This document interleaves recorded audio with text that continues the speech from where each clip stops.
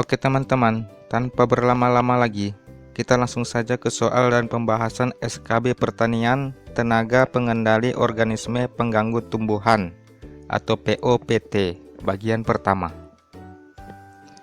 Nomor 1. Penyakit embun tepung adalah penyakit yang menyerang biji yang sedang tumbuh akibat serangan jamur ... A. Priculana oryzae, B. Peronospora parasitica, C. Sclerospora maydis, D. Pythium, atau E. Rhizoctonia solani. Pembahasannya, penyakit embun tepung adalah penyakit yang menyerang biji yang sedang tumbuh akibat serangan jamur Peronospora parasitica. Sedangkan penyakit ruas dan batang padi disebabkan oleh jamur Priculana oryzae. Penyakit bulai pada tanaman jagung disebabkan oleh jamur Sclerospora maydis. Penyakit rebah kecambah adalah penyakit busuk pada leher tanaman yang baru tumbuh akibat serangan jamur Pythium atau Rhizoctonia solani. Jadi jawabannya adalah B. Peronospora parasitica. Nomor 2. Tumbuh-tumbuhan ini terbagi menjadi dua jenis, yaitu sebagai penekan kelahiran dan penekan populasi, yaitu meracuni. Jenis tanaman yang berpotensi sebagai bahan pestisida yang dimaksud adalah kelompok tumbuhan ... A. Insektisida nabati, B. Antraktan atau pemikat, C. Rodentisida nabati, D. Moluskisida, atau E. Fungisida nabati. Pembahasannya, kelompok tumbuhan rodentisida nabati adalah kelompok tumbuhan yang menghasilkan pestisida pengendali hama rodentia. Tumbuh-tumbuhan ini terbagi menjadi dua jenis, yaitu sebagai penekan kelahiran dan penekan populasi, yaitu meracuni. Tumbuhan yang termasuk kelompok penekan kelahiran umumnya mengandung steroid, sedangkan yang tergolong penekan populasi biasanya mengandung alkaloid. Jenis tumbuhan yang sering digunakan sebagai rodentisida nabati adalah gadung racun. Jadi jawabannya adalah C. Rodentisida nabati. Nomor 3. Pengendalian hama atau penyakit dengan mendatangkan musuh alaminya atau predator, termasuk pengendalian hama secara ...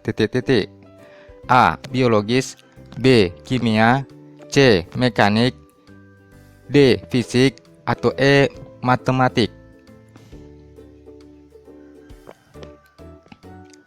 Pembahasannya, pengendalian hama secara biologis merupakan pengendalian hama atau penyakit dengan mendatangkan musuh alaminya atau predator.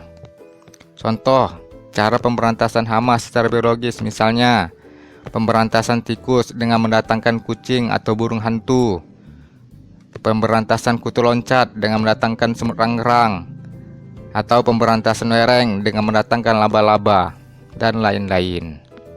Jadi jawabannya adalah A. Biologis. Nomor 4. Perubahan iklim dapat berpengaruh langsung maupun tidak langsung terhadap serangga hama. Secara langsung iklim mempengaruhi ... dari serangga hama. A. Abiotik, B. Biotik, C. Bioekologi, D. Biofertilizer, atau E. Biopestisida. Pembahasannya, dalam konteks hama dan penyakit tumbuhan, maka perubahan iklim juga akan mempengaruhi kejadian penyakit dan terjadinya serangan hama di pertanaman. Secara langsung, iklim mempengaruhi bioekologi. Dari serangga hama, seperti perubahan iklim yang drastis akan menyebabkan terganggunya proses perkembangbiakan serangga, menurunkan atau meningkatkan. Jadi jawabannya adalah C. Bioekologi.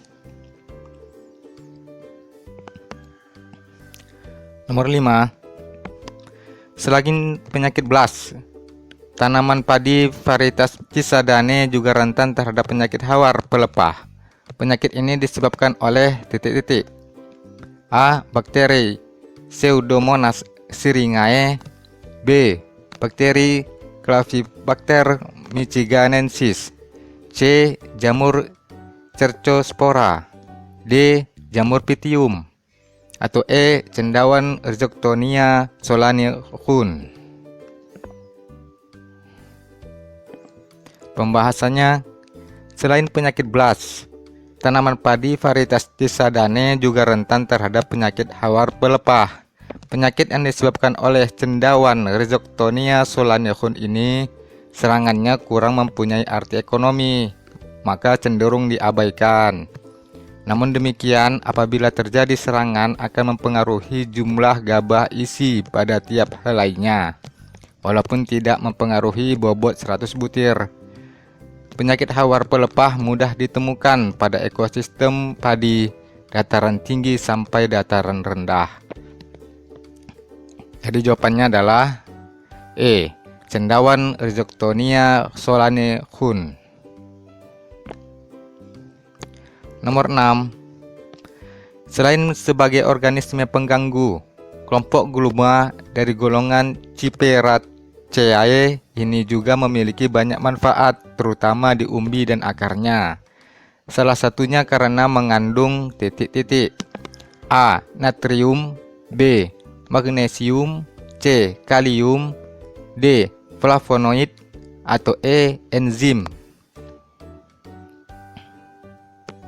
Pembahasannya, salah satu kelompok Ciperaceae yang memiliki banyak manfaat yaitu Cyperus rotundus. Cyperus rotundus banyak memiliki manfaat, terutama di umbi dan akarnya. Hal ini dikarenakan dalam umbi dan akar mengandung senyawa alkaloid, flavonoid, sineol, siperon, rotunal, pinen, siperenon, dan siperol. Adapun pemanfaatan umbi yang kaya khasiat diantaranya adalah: pertama, sebagai bahan makanan yaitu umbi emping teki. Kedua, sebagai bedak dingin beraroma mentol berkhasiat pengusir nyamuk. Ketiga, sebagai obat herbal. Keempat, sebagai perangsang ASI atau air susu ibu, dan lain-lain. Jadi jawabannya adalah D. Flavonoid. Nomor 7. Selain digunakan untuk mengendalikan akar gada pada famili kubis-kubisan saat pindah tanam, Trichoderma juga dapat mencegah pada saat A. Pembibitan. B. Pemanenan. C.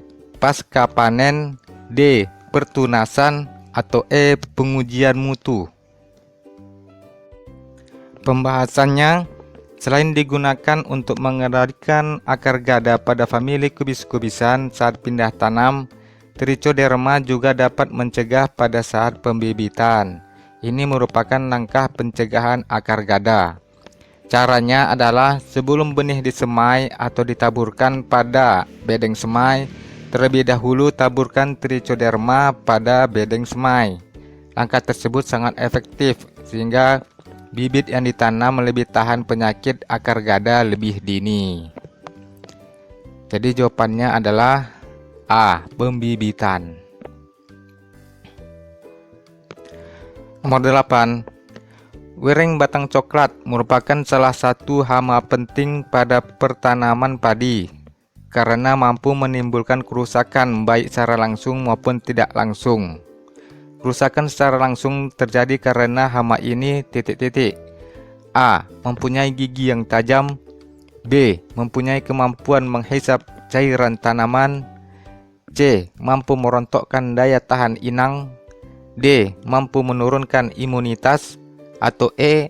Mampu bertahan berbulan-bulan.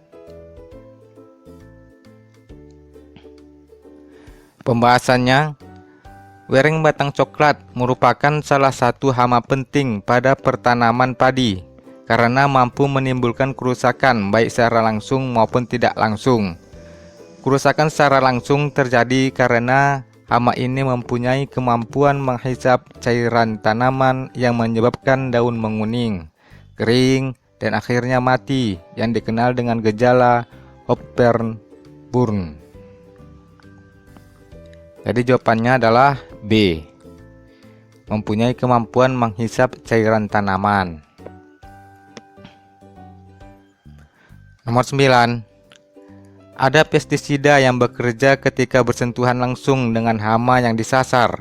Cara kerja pestisida ini untuk pengendalian organisme pengganggu tanaman termasuk A. Pestisida sistemik. B. Pestisida pengeluaran. C. Pestisida pernafasan. D. Pestisida kontak. Atau E. Pestisida lambung. Pembahasannya, secara umum, cara kerja pestisida pada tanaman terbagi menjadi 4 macam, yaitu: pertama, pestisida sistemik adalah jenis pestisida yang cara kerjanya tidak langsung membunuh hama. Kedua, pestisida kontak adalah pestisida yang bekerja ketika bersentuhan langsung dengan hama yang disasar. Ketiga, pestisida lambung adalah pestisida yang bekerja ketika organisme pengganggu tanaman atau OPT memakan daun yang disemprot. Yang keempat, pestisida pernafasan adalah pestisida yang membunuh OPT jika terhirup oleh organisme tersebut. Jadi jawabannya adalah D. Pestisida kontak. Nomor 10. Nomor terakhir. Ulat, belalang, kumbang dapat menyerang akar tanaman sehingga menyebabkan tanaman layu dan pada akhirnya mati. Hama ini memiliki tipe mulut ... A. Penghisap. B. Penusuk. C. Penggigit dan pengunyah. D. Penusuk dan penghisap. Atau E. Peraut dan penghisap. Pembahasannya, contoh serangga hama: ulat, belalang, kumbang. Gejala serangan pada akar menyebabkan tanaman layu dan akhirnya mati. Ini termasuk tipe mulut, penggigit, dan pengunyah. Sedangkan gejala yang lain, gejala serangan pada daun, nampak sobekan, gerekan, berlubang-lubang, daun tinggal tulang daunnya saja, daun merekat atau menggulung menjadi satu, atau dahan habis sama sekali. Gejala serangan pada buah, buah nampak berlubang atau ada bekas gerekan. Jadi jawabannya adalah C. Penggigit dan pengunyah. Oke teman-teman, mungkin itu saja pembahasan kita kali ini. Terima kasih sudah menyaksikan dan aku mengucapkan selamat belajar untuk teman-teman yang akan segera tes. Dan mudah-mudahan dilancarkan. Dan insya Allah kita akan jumpa lagi dalam pembahasan materi lainnya terkait tes CPNS. Oke, Assalamualaikum warahmatullahi wabarakatuh. Sampai jumpa. Bye.